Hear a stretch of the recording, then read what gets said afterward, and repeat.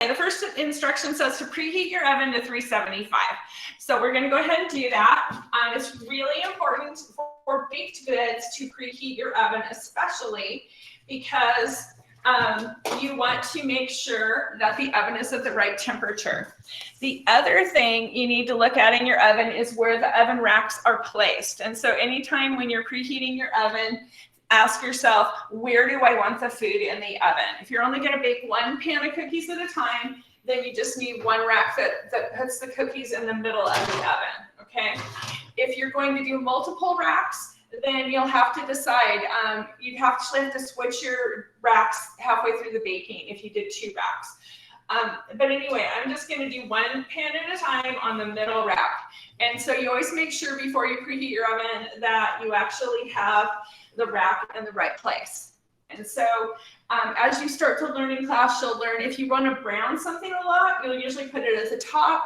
If you want something to just cook normally and have even heat around it, but then also brown, it would be on the top rack.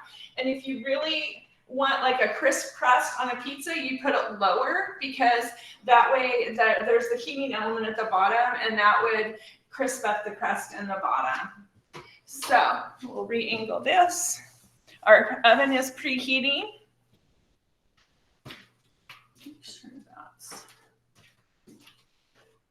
Okay, so let's make those cookies. I'm excited. I know Trinity's cooking with us. We got maybe Hannah cooking with us. It's exciting today.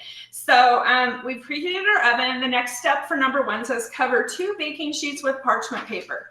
So I've already done that. I have 2 baking sheets, and so you want something that's flat or possibly with small sides. The ones with small sides are just fine. And then if you have parchment paper, use that.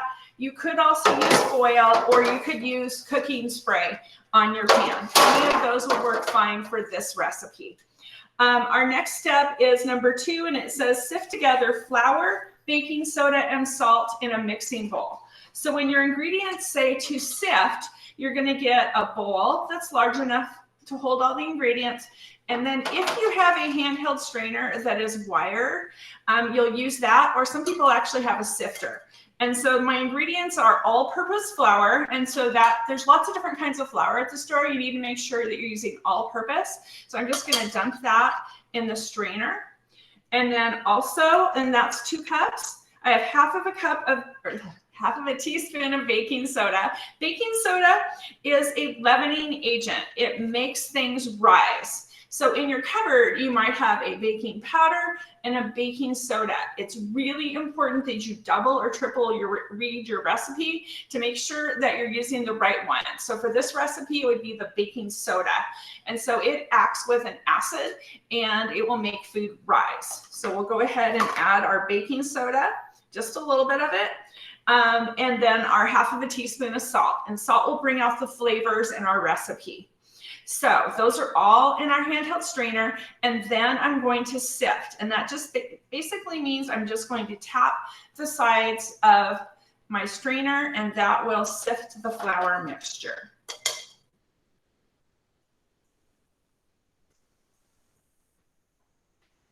And sometimes there are some chunks remaining in the bottom of my strainer.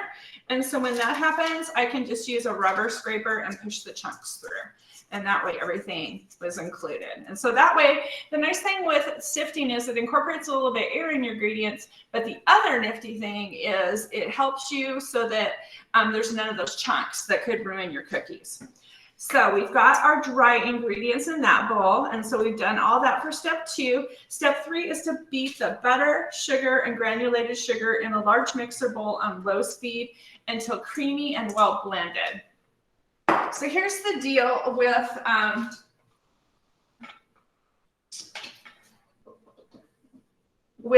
if you don't have a mixer. Make sure your butter's at room temperature. Really for everybody, if you're butter, margarine, or if you're using shortening instead, that it's at room temperature. Mine's been sitting out actually overnight, which is totally fine for butter or margarine. It'll be a lot easier to mix if you don't have a mixer, okay? So a reminder about our mixer, that to lift up the head, we're just gonna lift it up. I've already cleaned and sanitized my bowl, my mixer, everything like we talked about on Tuesday, and then we're going to put the beater in, and our mixer's ready, and the bowl's already locked in place, so we're ready to go. So we're going to add our butter. You know what, I'm going to take off my Band-Aid. I don't need it anymore, and it's not very sanitary. I'm also going to give my hands a quick wash.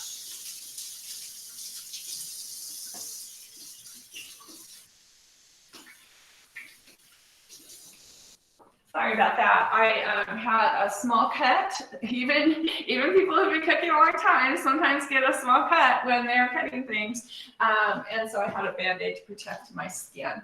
Anyway, so our butter is just regular butter, and it calls for 3/4 of a cup, and that would be 1.5 sticks.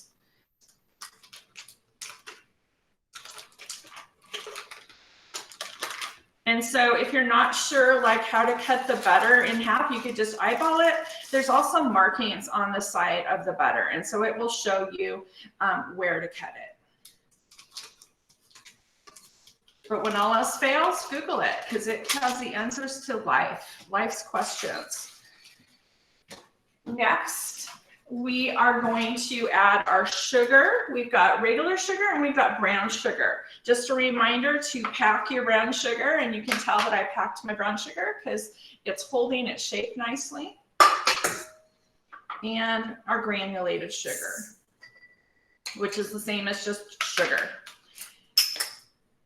And then I'm going to start my mixer. And so remember, you always start your mixer at low. You're going to lock the mixer first on one side, then start your mixer. And I want it on low so that nothing comes flying out. And then I can always increase the speed.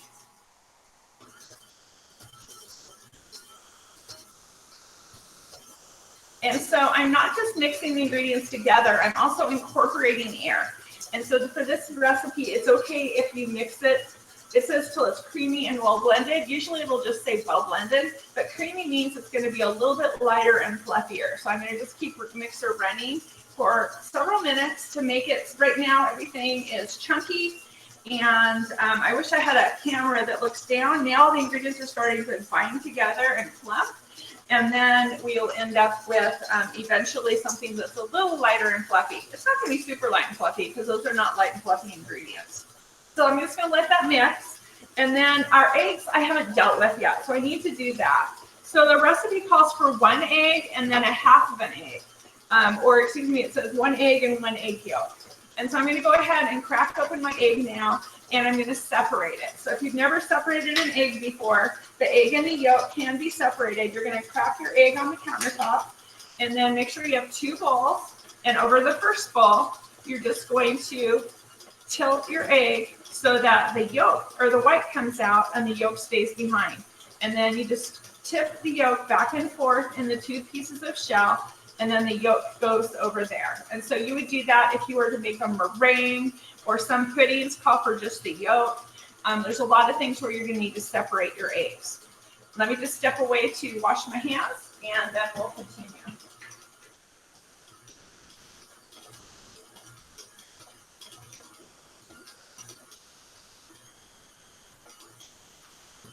Okay, so we've got that, and then we also need to crack open the other egg. So I'll go ahead and crack the other egg, and I can crack it right into the yolk because I know I need to use both of those in my recipe. And then all my dirty dishes, while I'm waiting for this to get light and creamy, are going to go to the sink.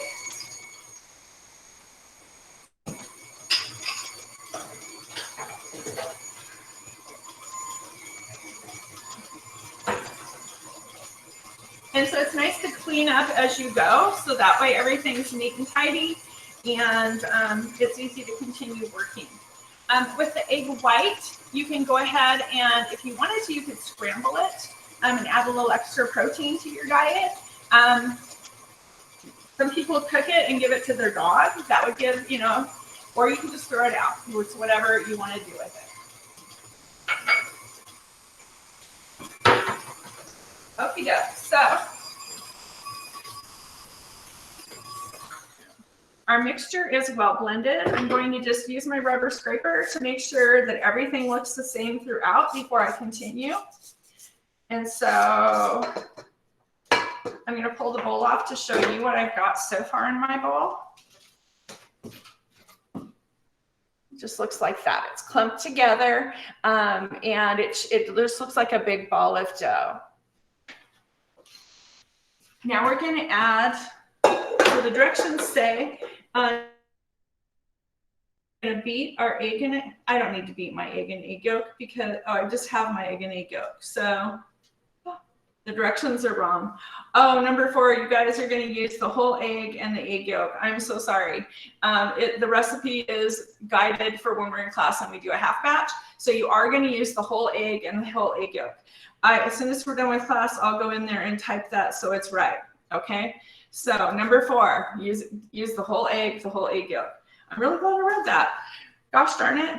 So I'm going to, with the head up, I'm going to add the egg and the egg yolk. And I'm going to add the vanilla. Oh, I guess I'm going to mix the eggs first. There we go. It's probably been, gosh, a long time since I made this recipe. It's actually one of my favorites. It's just that I've got a lot of favorites, and so that's why I haven't made it in a while. I'm going to mix it until the egg is all the way blended.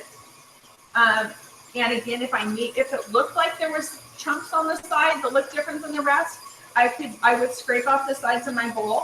I don't need to do that. It's all blended together nicely. And so you can see a little bit of the batter. It's a little bit wetter because of the egg. The egg adds protein, and the reason for the extra egg yolk is that it's adding some extra fat to the recipe. And fat, it always sounds like fat is such a terrible word. Fat is delightful in recipes. That's what's going to add tenderness. It adds flavor. If you don't have fat in a recipe, you have no flavor. So I've got my vanilla in there, and it's a whole tablespoon of vanilla. That's a lot of vanilla. So you can buy artificial or imitation vanilla. You can buy real vanilla. It doesn't matter. Either will work just fine. And then you're going to get those blended in well.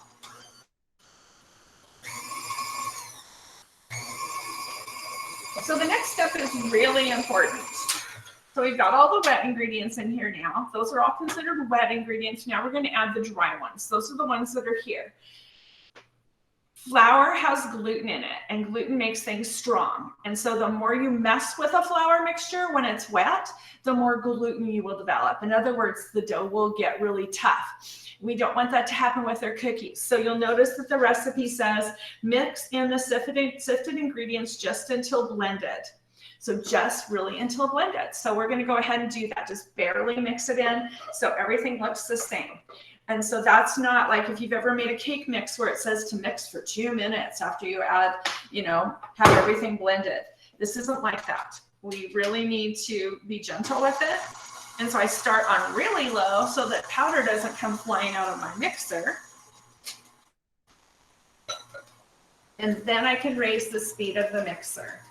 And so I'm always calculating what I need to do next. And with the mixer, I'm always thinking, what is my goal here? And so this really is just to barely get things mixed. I'm turning it up just one more notch until things get blended. And so I'm going to turn off my mixer and clean off the sides of the bowl because they've got a lot of flour that are stuck to the sides. I don't know if you can see that. But anyway, so I want to get that cleaned up so that everything's blended together. And I didn't even mention when we sifted the ingredients, but one of the reasons to sift them together is that some of those ingredients, when really tiny amounts, like our baking powder, or excuse me, our baking soda and our salt, it's important to get those blended together with the flour so that it's more distributed throughout. I don't know if you've ever tasted a baked good where somebody didn't mix it well and you ended up with a chunk of saltiness or a chunk of strange flavor from the baking soda or baking powder. It's pretty unpleasant. Okay, so everything's mixed together now. So it's this nice dough. The next thing is to add our chocolate chips. You can add it in the mixer or you can just stir them in. I'm going to add them in the mixer, but I'm only going to mix it for like 5 seconds until it's distributed. Because the more you mix in the mixer the chocolate chips, the more little tiny pieces will form. And that you want them to be chocolate chips, not little pieces of strangeness. And by the way, you could use any kind of chips you have. If you had butterscotch chips, if you have semi-sweet, milk chocolate, It doesn't matter. It's whatever delights you, you know. It really doesn't matter. Again, just barely mix the chips in. It's okay if it's not perfectly mixed because I can always use a spoon to finish it up.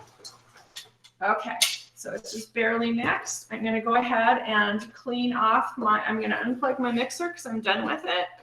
And then I'm going to clean off the beater. And the next step is to portion our cookies. So,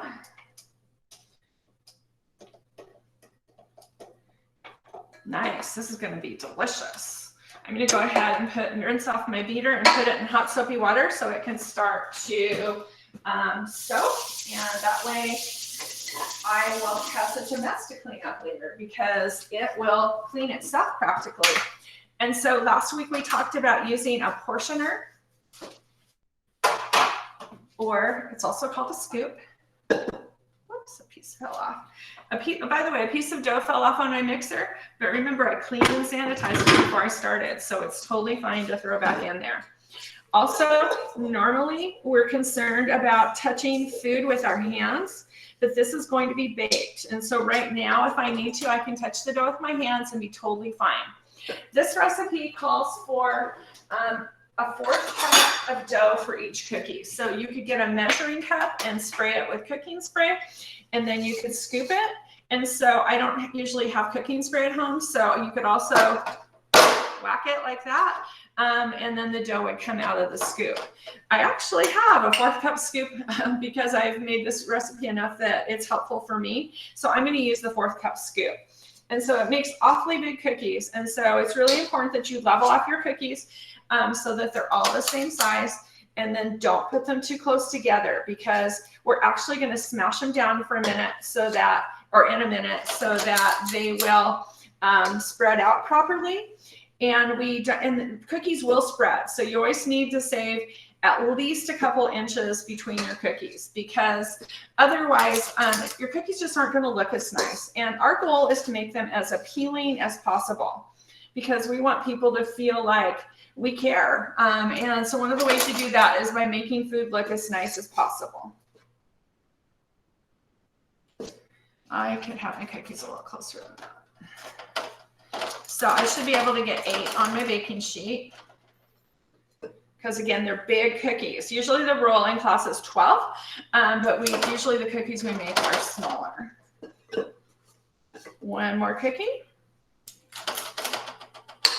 And then what we're gonna do is we're just going to smash down the cookies so that they're a little thicker than a regular cookie because they'll still flatten out a little bit. But they're not going to flatten out on their own. So some cookies are baked in a really hot oven, and just the mix of ingredients will allow them to smash down on their own. And other cookies are not that way. And so that's just a characteristic of this cookie. And so I'm just patting them so they're a little thicker than I would want them when they're finished. And I'm also making sure that they look good because, again, we eat with our eyes. So we always want our cookies to look amazing. And that one's a little close to the edge, so I'm just going to move it in.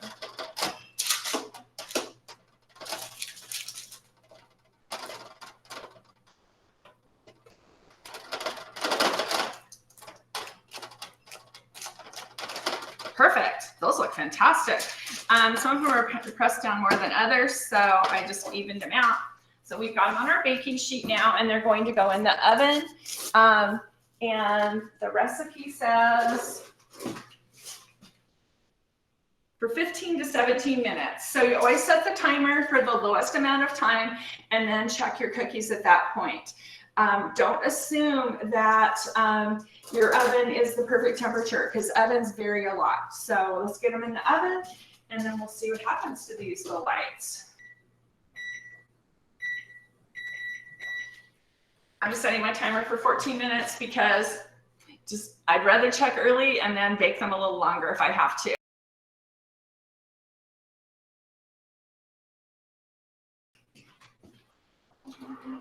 Oh man, you're gonna like those cookies. They're amazing.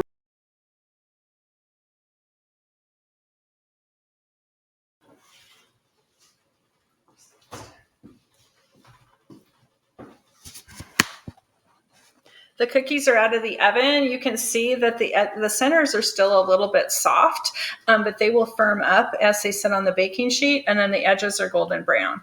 So I hope that your cookies turn out like this. It's been a delight to work with you, and I'll be looking forward to seeing your cookies.